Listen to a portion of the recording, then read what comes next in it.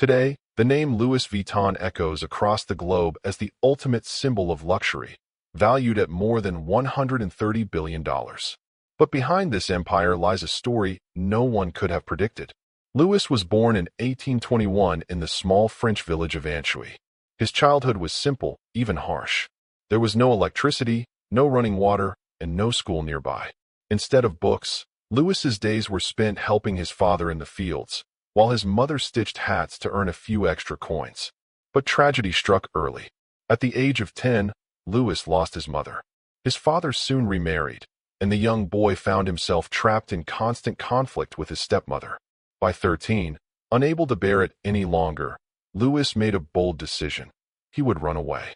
With no money, no food, and only determination, he set off on foot toward Paris, 362 kilometers away.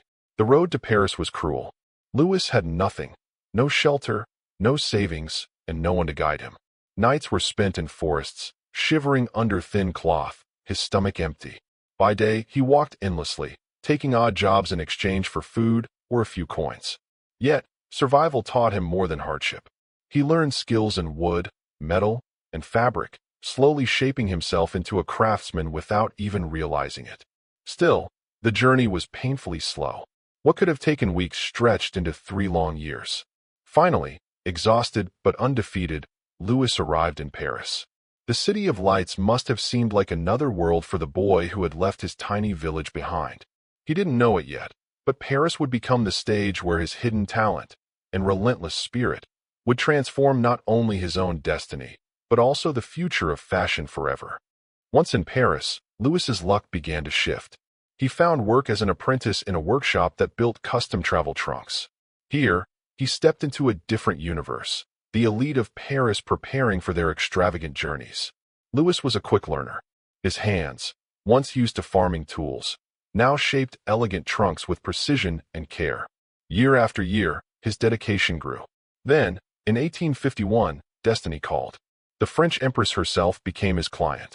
She was so impressed by his craftsmanship that she named him her personal trunk maker and packer, a rare honor that most artisans could only dream of. For Louis, who had once wandered hungry through forests, serving royalty was almost unreal. But even this achievement was just the beginning. Louis's vision reached further. He dreamed not only of serving the elite, but of building something lasting, an innovation that would carry his name across the world. At 33, Louis gathered his savings, married, and opened his own workshop in Paris. He had already noticed a flaw in the industry. Most trunks were heavy, made of leather, with rounded tops that made stacking impossible. Louis dared to try something new. He introduced flat-top trunks, crafted from lightweight, waterproof canvas. Practical, durable, and modern, they were unlike anything seen before.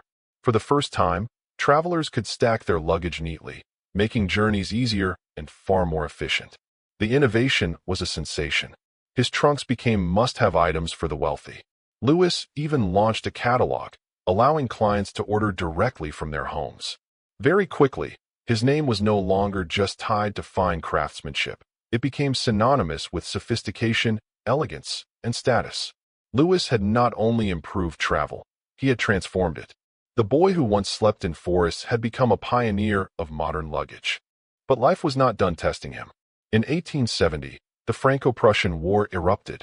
When Louis returned to his shop, he found it in ruins, looted and destroyed. Years of work had vanished overnight.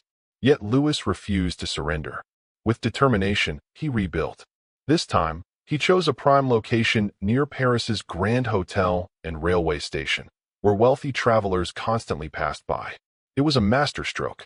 Soon, he launched a new trunk design, beige canvas with elegant stripes.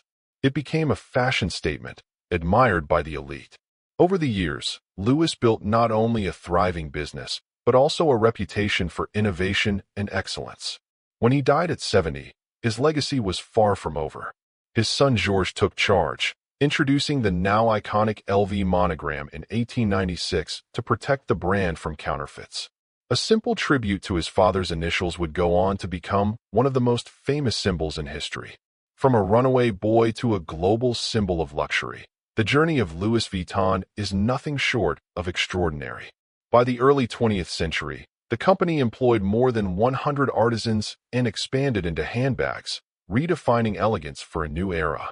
Despite wars, challenges, and fierce competitors, the brand grew stronger. Decades later, under leaders like Henry Rackemeyer and Bernard Arnault, Louis Vuitton transformed into a global empire as part of the luxury giant LVMH. Today, with over 400 stores worldwide and a valuation of more than $130 billion, it stands as the most valuable fashion brand on earth.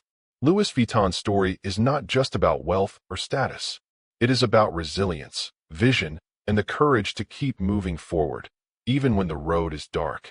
His journey reminds us that greatness often begins where hope seems lost. And sometimes, one man's dream can change the world.